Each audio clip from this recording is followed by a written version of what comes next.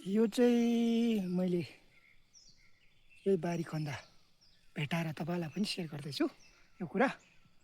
यो चाहिँ काटेकोमा यसको झोरा चाहिँ सफा गरेर कुटेर चाहिँ काटेकोमा ठ्याप्पै लगाउनुहोस् त। यस्तो मजबुतले पक्रिन्छ कि यसले। यस्तो वरिपरि त्यो काटेकोमा चाहिँ यसरी ढाकेर टालिदिनुहोस् यो कुटेर। अनि यसले चाहिँ त्यो काटेकोलाई त खुन जाँदै गरेको ठ्याप्पै रोकिदिन्छ।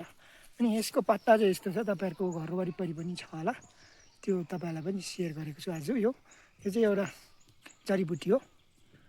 यो चाहिँ दबाई पनि हुन्छ। यो काटेकोमा चाहिँ मैले अघि भनिसकेँ तपाईँले, काटेकोमा चाहिँ जहाँ चाहिँ खुन आउँदैछ त्यहाँ चाहिँ कुटेर चाहिँ यसको जरा चाहिँ कुटेर चाहिँ छ्याप्पै हालिदिनुहोस्।